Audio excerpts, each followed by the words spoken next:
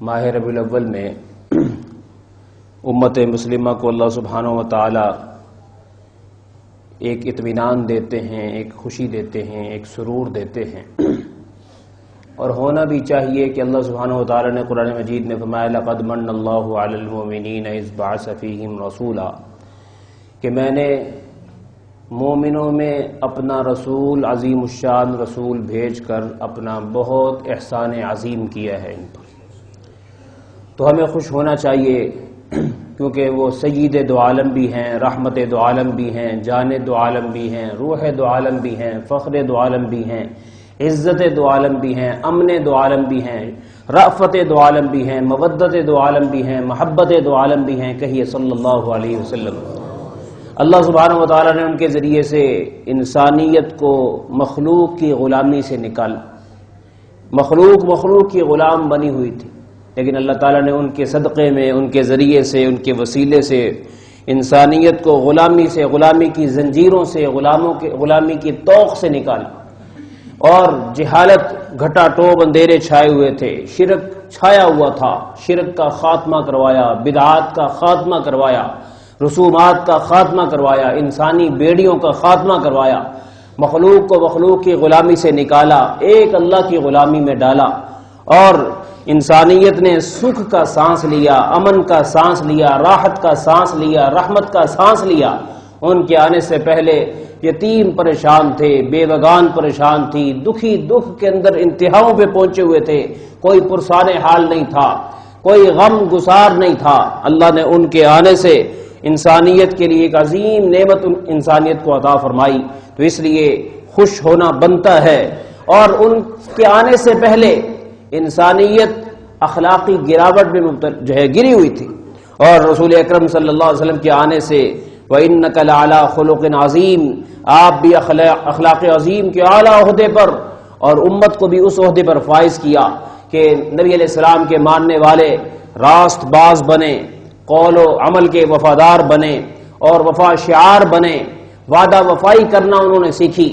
اب اس دور میں ہم نے جیسے ان کی ذات سے خوشی کو محسوس کیا، اگر اس محبت کو ہم ایک قدم آگے بڑھائیں اور ان کے پیغام کو بھی اپنا لیں، تو یاد رکھیے 364 دن بھی جو بقیہ ہیں وہ ہمارے لیے خوشی کے دن بن سکتے۔ صرف اور صرف کمی اس بات کی ہے کہ ان کا جو پیغام ہے، پیغام ان کا ایک وسیع اور عالمی پیغام، ان میں سے کوئی ایک چھوٹی سی بات لے لیں۔ مثلا ایک ان کا پیغام، میری امت کچھ بھی ہو جائے زندگی میں سچ کو اپنا لو، بس ایک پیغام۔ ربیع الاول میں اگر کوئی اسی پیغام کو لے لے، قسمت بدل سکتی ہے، دنیا بدل سکتی ہے، اور آخرت بھی بہتر ہو سکتی ہے، صرف ایک قول کی زندگی میں قول اور عمل اور ارادے کے ساتھ میں نے کبھی جھوٹ نہیں بولنا۔ ایک شخص آیا سید الکونین صلی اللہ علیہ وسلم کے پاس، کہا یا رسول اللہ، میرے پاس میں بہت ساری بیماریوں میں مبتلا ہوں، جھوٹ ہے، فلاں ہے، فلاں ہے، فلاں ہے، فلاں ہے، تو مجھے آپ کوئی ایک عمل بتا دیں، بس میں ساری نیکیاں اکٹھی نہیں کر سکتا۔ تو آپ علیہ السلام نے فرمایا کہ جھوٹ تو ہے نا اس میں، تو سچ بولا کر، فی الحال میں تجھے یہی کہوں، سچ بولا کر۔ چنانچہ وہ شخص کہتے ہیں کہ میں نے صرف سچ بولنا شروع کیا، اس سچ کی برکت سے اللہ نے مجھ سے باقی ساری بیماریاں چھڑوا دی، اور وہ پاک صاف ہو گیا۔ سچ ایک ایسی چیز ہے جو انسان کی زندگی میں آ جائے تو انسان کی زندگی انقلابی بن جاتی ہے۔ آج مسلمان اور جھوٹ آپس میں لازم ملزوم ہے۔ جب بھی دنیا کی کسی کمپنی کے ساتھ مسلمان کا معاہدہ ہوتا ہے، وہ ڈر جاتے ہیں کہ کہیں جھوٹ تو نہیں۔ اتنا جھوٹ ہے کہ سچ کو بھی کوئی ماننے کے لیے تیار نہیں۔ ہر وقت میں جھوٹ اتنا ہمارا جزو لازم بن گیا کہ یقین نہیں آتا کہ کوئی انسان سچا بھی ہو، اور اس کے لیے اللہ کے نام کی قسم کھانی پڑے، جھوٹ کھا لیتے ہیں، کوئی مسئلہ ہی نہیں ہمارے لیے۔ تو اس لیے میں اور آپ نیت کریں اپنے بچوں کے سامنے کبھی جھوٹ نہیں بولیں، زندگی میں سچ کو لائیں۔ اور نبی علیہ السلام کی زندگی سچ سے بھرپور تھی، جیسے آسمان ستاروں سے چمکتا ہے، نبی علیہ السلام کی سیرت سچائی کے ساتھ چمک رہی۔ خود صحابہ نے بھی بارہا تجربہ کیا۔ حضرت ابو ذر رضی اللہ تعالیٰ عنہ کے بارے میں آتا ہے، آخری وقت میں وہ ایک گاؤں میں رہتے تھے اور وہاں کوئی بھی نہیں تھا، آخری وقت آ گیا، کلمہ پڑھ رہے ہیں، بیوی رونے لگی، کہنے لگی کیا بنے گا، اب تو آپ کا جنازہ پڑھنے والا بھی کوئی نہیں، مجھے ہی جنازہ پڑھنا پڑے گا۔ فرمانے لگی کبھی ایسا نہیں ہو سکتا، کیونکہ میں نے اپنے سچے نبی کی سچی زبان سے سنا تھا کہ ابو ذر تیرا انتقال جس جگہ میں ہوگا وہ تنہائی والی جگہ ہوگی، لیکن رب تیرے جنازے کے لیے مسلمانوں کی ایک بڑی جماعت کو بھیج دے گا۔ کہا وہ کیسے ہو سکتا ہے، اب فون کوئی نہیں، موبائل کوئی نہیں، کچھ بھی نہیں ہے۔ کہا نہیں، ان کی زبان سچی زبان۔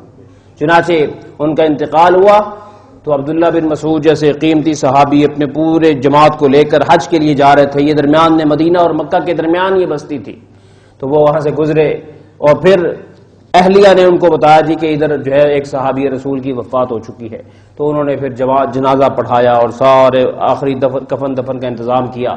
تو یقین اتنا کہ نہیں اللہ کے رسول کی زبان سے جھوٹ نہیں نکل سکتا۔ تو غلام رسول وہی ہے جو منہ سے بات کرے کہ یار اب یہ جھوٹ نہیں ہو سکتا، اس نے وعدہ کر دیا۔ زندگی میں اس کو اگر ہم لے آئیں تو یاد رکھیے اللہ تعالیٰ ہمارا رب بھی سچا، قرآن کہتا ہے وَمَنْ أَصْدَقُ مِنَ اللَّهِ قِيلًا، رب سے سچا کوئی نہیں۔ وَكَانَ وَعْدُ اللَّهِ مَفْعُولًا، میں جو وعدہ کرتا ہوں پورا کرتا ہوں۔ اپنے نبیوں کے بارے میں فرمایا وَاذْكُرْ فِي الْكِتَابِ إِبْرَاهِيمَ إِنَّهُ كَانَ صِدِّيقًا نَبِيًّا، میرے نبی ابراہیم کا تذکرہ کرو، سچائی اس کی مجھے بڑی پسند تھی۔ ہمیں سنایا جا رہا ہے، قرآن میں سنایا جا رہا ہے وَاذْكُرْ فِي الْكِتَابِ إِسْمَاعِيلَ، کتاب میں اسماعیل علیہ السلام کا ذکر کرو، إِنَّهُ كَانَ صَادِقَ الْوَعْدِ، ان کے وعدے بڑے سچے تھے، اس آخری امت کو سنا تو۔ ہاں جی، حضرت مریم کا ذکر آیا، عیسیٰ علیہ السلام کا ذکر آیا، فرمایا وَأُمُّهُ صِدِّيقَةٌ، ان کی ماں راس باز تھی۔ خواتین کو بتا دو ہمیں سچ والی عورتیں پسند ہیں، جھوٹ بولنے والی عورتیں پسند نہیں ہیں۔ فَأُولَٰئِكَ مَعَ الَّذِينَ أَنْعَمَ اللَّهُ عَلَيْهِم مِّنَ النَّبِيِّينَ وَالصِّدِّيقِينَ، نبیوں کے بعد اللہ نے سچ بولنے والوں کا مقام رکھا۔ التاجر الصدوق الامین مع النبیین والصدیقین، سچا تاجر جس نے کاروبار میں کبھی دو نمبری نہ کی ہو، جھوٹ نہ بولا ہو، بددیانتی نہ کی ہو، غلط ٹھپا نہ لگایا ہو، غلط مہر نہ لگائی ہو، گڑبڑ کر کے مال کو نہ بیچا ہو، گول مول بات نہ کی ہو۔ فرمایا کہ نبیوں کے بعد جو سچوں کی فہرست ہوگی، سچوں کی صف ہوگی، رب اس تاجر کو اعزازاً وہاں کھڑا کر دے، کیونکہ نقصان کافی برداشت کیا اس نے، کیونکہ جب بندہ سچ پہ آتا ہے لاکھوں چھوڑنے پڑتے ہیں، اور جھوٹ پہ انسان کما لیتا ہے، بہت سارا کما لیتا ہے، تو چونکہ ساری زندگی زخم سہے تو اللہ تعالیٰ اعزاز میں ان کے ساتھ کھڑا کرے گا، تیرے زخموں کی مرہم ہم لگا رہے۔ تو اس لیے سچ پہ آئیے، سچ بڑی قیمتی چیز ہے۔ یاد رکھیے اسلام میں جو جنگیں ہوئیں اس میں بڑی جنگ جس کو یوم الفرقان کہا گیا، یوم البدر کہا گیا، یوم الحق کہا گیا کہ حق اور باطل کا دن ہے آج، حق کے اجالے کا دن، باطل کے جو ہے پسپا ہونے کا دن۔ اس میں رسول اکرم صلی اللہ علیہ وسلم کو اتنا زیادہ غم تھا کہ آج میرے پاس ساتھی نہیں ہے، 313 ہیں صرف، اور جنگ پڑ گئی ہے 1000 کے ساتھ۔ تو نبی علیہ السلام دعائیں فرما رہے یا اللہ کچھ کمک بھیج دے، کچھ ساتھی دے دے، کچھ معاون دے دے، کچھ رفقا دے دے۔ اللہ کی شان، مکہ مکرمہ سے حضرت حذیفہ اور حضرت یمان، یہ دو صحابی رسول مکہ سے آ رہے تھے، جیسے ہی بدر کے قریب سے گزرے نبی علیہ السلام نے معانقہ فرمایا، سینہ لگایا اور خوب خوش ہوئے کہ اللہ تعالیٰ نے دو قیمتی جنگجو ساتھی دے دیے ہیں، کام آئیں گے۔ اور جب کارگزاری سنی وہ کہنے لگے یا رسول اللہ راستے میں ہمیں روک لیا گیا تھا، اور روکنے والا کون تھا؟ ابو جہل۔ اس نے پوچھا کہاں جا رہے ہو؟ ہم نے کہا کہ مدینے میں جا رہے ہیں ان کے پاس۔ کہنے لگے ہماری تو ان کے ساتھ جنگ ہے، اس کا مطلب تم ہمارے ساتھ جنگ کرنے جا رہے ہو، اس لیے ہم تمہیں معاف نہیں کریں گے، یہاں رہو ہمارے ساتھ۔ تو ہم نے ان سے وعدہ کیا کہ جی ہم وعدہ کرتے ہیں کہ ہم جنگ میں شامل نہیں ہوں گے، لیکن انہوں نے ہمیں مجبور کر کے ادھر تلوار بھی رکھی تھی کہ وعدہ کرو پکا۔ مجبوری کا وعدہ کوئی وعدہ تو نہیں ہوتا یا رسول اللہ، بس اتنی سی بات ہوئی ہے، آپ کو تو پتہ ہے کہ مجبوراً انسان اوپر سے وعدہ کرتا ہے، دل میں تو تھا بھی نہیں، اس لیے ہم حاضر ہیں آپ کے ساتھ جنگ کے لیے۔ تو آپ علیہ الصلوۃ والسلام نے فرمایا جنگ کی فتح شکست بعد کی چیز ہے، وعدہ پہلے کی چیز۔ بدر جیسی جنگ میں فرمایا نہیں تمہیں شمولیت کی اجازت نہیں دوں گا۔ اب ہم کاروبار میں جو مکسنگ کر لیتے ہیں زندگی بھر روتے رہتے ہیں۔ یاد رکھیے یہ جو سود ہے اور یہ جو جھوٹ ہے یہ دونوں ایمان کے ساتھ کٹھے نہیں ہو سکتے، نہ سود کٹھا ہو سکتا ہے ایمان کے ساتھ، نہ جھوٹ کٹھا ہو سکتا ہے۔ جو کر رہے ہیں قرآن کہتا ہے سورہ کہف میں اعوذ باللہ من الشیطان الرجیم بسم اللہ الرحمن الرحیم قل هل ننبئكم بالاخسرین اعمالا، آؤ ہم تمہیں بتائیں قیامت کے روز خسارے میں کون لوگ جائیں گے. الذین ضل سعیهم فی الحیاۃ الدنیا وهم یحسبون انهم یحسنون صنعا، جو دنیا میں بڑے پارسا اور نیکوکار بنے ہوئے تھے اور اپنے منہ بڑے میاں مٹھو اور بہت زیادہ غلام رسول کہلانے والے تھے، لیکن ہم ان کی دنیا کی نیکیاں دنیا میں ہی رکھوا دیں گے، آخرت میں نہیں آنے دیں گے، کیونکہ ان لوگوں نے ہمارے احکام کو نہیں مانا، ہماری آیات کو نہیں مانا. تو اس لیے سورہ غاشیہ میں آتا ہے عاملۃ ناصبہ تصلی نارا حامیہ، دنیا میں بہت سارے مجاہدے کرنے والے، ذکر اذکار کرنے والے، تلاوتیں کرنے والے، دعائیں مانگنے والے، کیا ہوگا؟ آخرت میں ان کو جہنم کی طرف بھیج دیا جائے گا کہ تمہارے معاملات ٹھیک نہیں تھے. حدیث شریف آتا ہے قرب قیامت میں ایک قوم پر کو زمین میں دھنسایا جائے گا، بندر خنزیر بھی بنایا جائے گا. صحابہ نے پوچھا یا رسول اللہ یہ کون لوگ ہوں گے؟ ان کی زندگی میں لگتا ہے نماز نہیں ہوگی، ان کی زندگی میں روزہ نہیں ہوگا، ان کی زندگی میں عمرہ اور حج نہیں ہوگا. فرمایا ہم یصلون ویصومون ویحجون، حج بڑے ہوں گے، عمرے بڑے ہوں گے اور نمازیں بڑی ہوں گی، صوم و صلات کے پابند ہوں گے. یا رسول اللہ پھر کیا خرابی آئے گی؟ کہا کہ آزاد محفلوں میں جاتے ہوں گے جہاں رقص و سرود ہوتا ہوگا، نمازیں بھی پڑھتے ہوں گے، کہتے ہیں انہوں نے خوش رکھو انہوں نے خوش رکھو. تو شاید ایسے فنکشن اٹینڈ کر رہے ہوں گے کہ جس میں رقص و سرود کی آوازیں ہوں گی، اللہ تعالیٰ ان کو وہیں ختم کر دے. یاد رکھیے جس فنکشن میں گناہ ہو اس فنکشن کی روٹی خدا کے لیے کبھی کبھی روٹی چھوڑنا بھی سیکھیں. جہاں آپ پیسے دیں واپس آئیں، نہیں یہاں میں روٹی نہیں کھا سکتا کیونکہ یہاں تم نے گناہ کا انتظام کیا. کبھی جرت پیدا کریں اپنے اندر، رسول اللہ کے ماننے والے ہو کر بھیگی بلی کی طرح ہم کمزور ہو جاتے. جہاں گناہ کی نشست ہو، گناہ کی محفل ہو، سگا کیوں نہ ہو، کتنا ہی سگا کیوں نہ ہو، حضور سے زیادہ سگا ہمارا کوئی نہیں. ہم ان کے پہلے بنے، یہ دنیا نہ کسی کی بنی ہے نہ بن سکتی ہے. اس لیے نیت کیجئے گناہ والی محفل کبھی اٹینڈ نہ کریں. یہ آخری دور کی علامت ہوگی کہ انہیں گناہ نہیں لگے گا اور یار رب نو بھی مناؤ سب نو بھی مناؤ. اس لیے زندگی میں گناہ سے نکلیے. تو میں عرض کر رہا تھا سچ اور ایمان ساتھ رہتے ہیں، جھوٹ اور ایمان ساتھ نہیں رہتے. اسی طریقے سے اور بہت ساری چیزیں ہیں. تو نبی علیہ السلام سے پوچھا گیا ایکون المؤمن جبانا، مومن بزدل ہو سکتا ہے؟ فرمایا نعم. ایکون المؤمن بخیلا، بخیل ہو سکتا ہے؟ ہو سکتا ہے، بعض مسلمان بخیل ہو جاتے ہیں.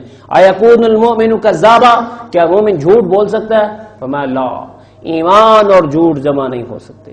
اذا کذب العبد تباعد عنہ الملک میلا من نتن ما جاء به، جب انسان جھوٹ بولتا ہے رحمت کے فرشتوں کو کہا جاتا ہے کہ اس کے گھر سے بھی نکلو اور اس کے محلے سے بھی نکل جاؤ، 1 میل دور چلے جاؤ. چنانچہ جب بندے کو رحمت کے فرشتے پہلے ڈھانپ کے رکھتے ہیں تو کوئی جادو اثر نہیں کرتا، لیکن جب فرشتے ہٹتے ہیں پھر جس نے جو نظر بد لگائی ہوتی ہے، جو جادو کیا ہوتا ہے، جو ٹونا کیا ہوتا ہے، وہ اثر کر جاتا ہے. بندہ سوچا یار میں نمازہ بھی پڑھنا ہوا تو میرے تے جادو کس طرح چل سکتا ہے؟ اور بھائی جھوٹ اور نماز جب تم کٹھے کرو گے تو جادو چل جائے گا. اس لیے کہ جادو بھی اللہ ہی کا پیدا کرتا ہے. اللہ نے اپنے ان بندوں کو جو سیدھے نہیں ہوتے ان پر مسلط کرنے کے لیے بھیج دی. اس لیے قرآن نے کہا وما هم بضارین بہ من احد الا باذن اللہ، اللہ کے اذن کے بغیر کوئی جادو کسی پر اثر نہیں کر سکتا. لیکن جب اللہ کا اذن ہوتا ہے رحمت کے فرشتے ہٹ جاتے ہیں اور چنانچہ وہ انسان جادو کی زد میں آ جاتا ہے. آج ہر دوسرا بندہ چونکہ اس کی زندگی میں کہیں نہ کہیں جھوٹ ہے، لیکن جی لا الہ الا اللہ پڑھ کے کہتا ہے کہ اللہ کے علاوہ میں کسی کا چہیتا نہیں ہوں. لا الہ الا اللہ کا ایک مفہوم کیا ہے کہ اللہ کے علاوہ نہ میرا کوئی مطلوب، نہ مقصود، نہ محبوب، بس اللہ ہی اللہ. اور اللہ تعالیٰ کے نبی ہیں جو انہوں نے بتایا محمد الرسول اللہ، وہ میرے لیے رسول بھی ہیں، میرے لیے نمونہ عمل بھی ہیں، میرے لیے رول ماڈل بھی ہیں. تو جب لا الہ الا اللہ کہہ دیا اور اس کے بعد حسن کے آگے بندے نے سجدہ دے دیا، حسینہ آئی تو سجدہ کر دیا کہ نہیں میں تو وہی حسن کا بندہ. تو جب اب اس نے حسن کو سجدہ کیا، سجدہ کرنا صرف چہرے سے نہیں ہوتا، دل سے بھی ہوتا ہے. دل کے آگے جھکا دیا اور اس کے لیے اپنے آپ کو بچھا دیا. تو اب کلمے کو جھٹلا رہا ہے، لا الہ الا اللہ کہتا ہے، لا الہ الا اللہ وہذہ الحسینہ، کہ اللہ بھی میرے لیے ہے اور یہ حسینہ بھی میرے لیے سب کچھ ہے۔ اس لیے جب شرک کیا جھوٹ بول دیا۔ تو اس لیے رسول اکرم صلی اللہ علیہ وسلم کی زندگی کا ایک سبق آج کے جمعے میں ہم اس کی نیت کریں، اور ایک دن میں نہیں آ سکیں گے، ہو سکتا ہے سال لگ جائے، ہو سکتا ہے 2 سال لگ جائیں، ہو سکتا ہے 3 سال لگ جائیں، زندگی میں جھوٹ نہ بولیں، کچھ بھی ہو جائے۔ موبائل پہ پوچھتے ہوئے تو کتنے پہنچے ہیں، کہتا ہے بس میں نکل گیا، حالانکہ وہ نکلا نہیں ہوتا، بکواس کر رہا ہوتا ہے، جھوٹ بول رہا ہوتا ہے، لیکن جھوٹ عام چلتا ہے۔ اسی طریقے سے بیٹے کو اندر سے کہتے ہیں کہ جاؤ باہر جو آیا وہ اس کو کہہ دو پاپا گھر میں نہیں ہے، وہ جا کے جھوٹ بول رہا ہوتا ہے۔ اسی طریقے سے کہاں کہاں ہم جھوٹ بول رہے ہیں۔ ایک صحابیہ نے نبی علیہ السلام ان کے گھر آئے ہوئے تھے اور ان کا چھوٹا بچہ ان کی بات نہیں سن رہا تھا، وہ چاہ رہے تھے کہ نبی علیہ السلام سے ہاتھ پھروائیں، اب وہ بات نہیں سن رہا، عبداللہ بن عامر ان کا نام۔ تو ان کی والدہ کہنے لگی جی دوں گی، جی دوں گی، آجو بات سنو۔ آپ علیہ السلام نے کہا کہ یہ بتاؤ آپ اس کو جو کہہ رہے ہو چیز دوں گی، وہ چیز کون سی ہے؟ کہنے لگے یا رسول اللہ یہ کھجوریں پڑی ہوئی نا، کھجوریں دوں، ایک کھجور دے دوں گی۔ میں سنو، اگر تم نے کھجور دینے کی نیت نہیں کی تھی اور جھوٹ میں کہا تھا کہ آؤ چیز دوں گی، قیامت کے دن جہنم جانے کے لیے کافی۔ بیٹے سے بھی جھوٹ بول رہی ہو، بچے سے جھوٹ بول رہی ہو، اور کہیں تو مذاق ہے۔ ہم مذاق رات کو جو دیکھتے ہیں وہ جھوٹ ہی تو ہوتا ہے، اور کیا ہوتا ہے، کتنا اچھا لگتا ہے ہمیں تو ساری رات مذاق اچھا لگتا ہے۔ جس قوم کے ہیرو ہی جھوٹ بول کے ہنسائیں وہ قوم ہمیشہ زیرو ہی رہے گی، اس وہ اوپر نہیں آ سکتی۔ ہمیں ہنسنا بھی جھوٹ پر ہے، ہمیں کاروبار بھی جھوٹ پہ بولنا ہے، ہمیں گھر میں آرام بھی جھوٹ پہ کرنا ہے، اور ہمیں غلامی بھی چاہیے۔ یہ 2 چیزیں اکٹھی نہیں ہو سکتی دوستو۔ اس لیے میں کہوں گا کہ ہم خوش ہوئے ربیع الاول میں، لیکن عزت کے فیصلے پھر بھی نہیں۔ عزت کے فیصلے اس دن ہوں گے جب ہم سچ پہ آئیں گے، اور زندگی میں زبان سے بھی، عمل سے بھی، قول سے بھی، فعل سے بھی، کچھ بھی ہو ہم نے سچائی ہی دکھانی ہے، جھوٹ سے بچنا ہے۔ میرے نبی علیہ السلام کی ساری زندگی جگمگاتی ہوئی سچائی ہے، اور غلام بھی ان کے جو اولیاء اللہ ہوتے ہیں۔ شیخ عبداللطیف گنگوئی رحمۃ اللہ علیہ ہندوستان کے ایک بزرگ تھے۔ ہندوستان پاکستان جب ایک تھا تو اس میں ایک جگہ ٹانگے پر جا رہے تھے، ڈاکوؤں نے رات کے وقت حملہ کیا، اور انہوں نے کہا کہ ہم پردے والے لوگ ہیں، سب خواتین بیٹھی ہوئی ہیں، کہیں جا رہے تھے، تو آپ ایسا کرو کہ آپ پیچھے ہٹ جاؤ، ہم سارا کچھ آپ کو خود ہی دے دیتے ہیں۔ چنانچہ انہوں نے اپنی ساری خواتین سے کہا زیور اتارو، کچھ بھی ہو ہم نے وعدہ کیا ہے تاکہ عزت محفوظ رہے، سارا زیور اتار کے دے دیا، وہ ڈاکو لے کے چلے گئے۔ تھوڑا سا آگے گئے نا تو پیچھے خواتین نے کہا یہ ایک چھوٹی بچی کی ایک بالی رہ گئی ہے، ہم نے وعدہ کیا تھا سارا دینا ہے، تو یہ جھوٹ ہو جائے گا، ہمارا ایمان اور ہمارا تعلق مع اللہ ختم ہو جائے گا، یہ بھی دے کر آئے۔ چنانچہ وہ پیچھے گئے، وہ آواز دی تو وہ ڈر گئے کہ لگتا ہے یہ کیا معاملہ ہے، تو وہ کہنے کہ بھائی وہ ایک بالی رہ گئی، یہ بھی لے لو۔ تو وہ قریب آئے اور پوچھا یہ کیوں بالی کیوں آپ لے؟ کہنے لگے کہ ہم نے اللہ کو ایک دن جان دینی ہے، رسول اللہ کے ہاتھوں جام کوثر پینا ہے، جھوٹے کو پلانا کوئی نہیں انہوں نے، اس بالی کی وجہ سے کہیں قیامت کے روز ہمارا کیس پھنس نہ جائے، یہ بالی تم لے لو۔ وہ بھی مسلمان ہی تھے، اللہ کی شان۔ کہنے لگے ہم پیش تو ہم نے بھی ہونا ہے، تو آپ ہمیں پہلے توبہ کرائیں، سارا زیور واپس لیں اور ہمیں اللہ کا ولی بنا دیجیے۔ سچائی پر کیسے قسمتیں بدل رہی ہیں، کیسے قسمتیں بدل رہی ہیں۔ شیخ مظفر حسین کاندھلوی رحمۃ اللہ علیہ، ان کی عدالت میں انگریز نے پیغام بھیجا ان کو کہ جج جو ہے فیصلے نہیں کر سکتا، کیونکہ ہندوستان میں ہندو اور مسلمان ان دونوں کا جھگڑا ہو گیا۔ مسلمان کا بھی ایک پلاٹ تھا اور مسلمان کا کلیم تھا کہ یہ میرا پلاٹ ہے، ہندو کا کلیم تھا یہ میرا پلاٹ ہے۔ اب جب مسئلہ حل نہ ہو رہا ہو نا تو آج کے مسلمان اس کو مذہبی ایشو بنائے، ذرا سا کسی کے ساتھ لڑائی ہو نا اے گستاخ رسول، چھوٹی چھوٹی باتوں پہ گستاخ رسول کسی کو کہہ رہے ہیں، ان قرآن شہید کیتا ہے، ان فلان، یعنی الزامات کی برسات کر دیتے ہیں۔ ایسے بندے کا خاتمہ ایمان پہ نہیں ہو، چھوٹی چھوٹی باتوں پہ کسی کو تم کافر بنا رہے ہو۔ چنانچہ اس نے مذہبی مسئلہ بنا لیا مسلمان نے، کو جی میری تے نیت مسجد بنا دی ہے، اے ہندو گیا تے مندر بنائے گا۔ اب آپس میں جھگڑا بڑھتے بڑھتے عدالت میں گیا، عدالت کہنے لگی یہ مذہبی فیصلہ ہے کہ ہم کیسے کر دیں، یہ تو خطرناک ہے، کل کو ہمیں جان کا خطرہ ہوگا۔ تو اس ہندوؤں سے کہا کہ تم کوئی 3rd پرسن بتاؤ جو فیصلہ کرے۔ تو اس نے کہا ہم مسلمانوں سے فیصلہ کرا لیں گے۔ مسلمانوں کے ایک مفتی صاحب ہیں، مفتی مظفر حسین کاندھلوی رحمۃ اللہ علیہ، ان کو بلائیں، وہ جو فیصلہ کر دے ہمیں قبول ہے۔ ہندو کہہ رہے، اور یہ جو مسلمان تھے کہنے لگے ٹھیک ہے جی، اس سے اچھی بات ہی کیا ہے، ہمارے مفتی صاحب اپنے بندے ہیں جی۔ بعض دفعہ نمازی بھی کہتے نہیں آؤ مسئلہ لے کے جاؤ۔ بھائی کسی کے حق میں حق اور نہ حق کو دیکھنا ہوتا ہے، اپنے اور پرائے کو نہیں دیکھنا ہوتا. کبھی بھی آپ میرے پاس اس نیت سے آئیں کہ میں آپ کا نوازی ہوں، میرے حق میں بول دیں، سچ جو بھی ہوگا اس کا ساتھ دینا پڑے گا، چاہے آپ کے خلاف فیصلہ کیوں نہ ہو. اس لیے تو وہ چنانچہ وہ ان کو عدالت میں بلایا گیا، انہوں نے ساری بات سنی، کہنے لگے کہ میں ہندو کے حق میں فیصلہ کروں، ہندو کے حق میں، کیونکہ مسلمان تھوڑا شاطر مزاج ہے اور ایسے ہی جنا سبز باغ دکھا کے مسجد کے نام پر پلاٹ ہتھیانا چاہتا ہے. اور اس وقت میں جج نے کیا فیصلہ لکھا کہ آج کی تاریخ میں اسلام جیت گیا، مسلمان ہار گئے. اسلام جیت گیا، مسلمان ہار گئے. وہ فیصلہ کیا ہونا تھا؟ اس ہندو کہنے لگا حضرت جب آپ نے یہ فیصلہ کر دیا ہے آپ میرے ایمان کا بھی فیصلہ کر دیں. چنانچہ اسی وقت وہ سارے مسلمان ہوئے اور وہاں پھر مسجد بنی. کیا تھا؟ سچائی کے اوپر حالات ہمارے حق میں آتے تھے. ہم کاروبار میں چاہے 6 مہینے میں ایک، چاہے سال میں ایک جھوٹ بولیں، ہماری بربادی کے لیے کافی. اس لیے کبھی بھی جھوٹ نہ بولیے، زندگی کو سچ پہ لائیے، ہر کام سچائی کے ساتھ کیجیے. نفع نقصان بعد کی چیز ہے، اللہ رسول پہلے ہیں، نفع نقصان بعد میں ہے. اللہ ہمیں ایسا ربیع الاول منانے کی توفیق دے جس میں ہم یہ فیصلے کریں کہ آئندہ سے ہم زندگی میں ہر قیمت پر، سچ پر ہر اس کا ہر جانہ چکا لیں گے، لیکن جھوٹ کی طرف نہیں آئیں گے. وآخر دعوانا ان الحمدللہ رب العالمین.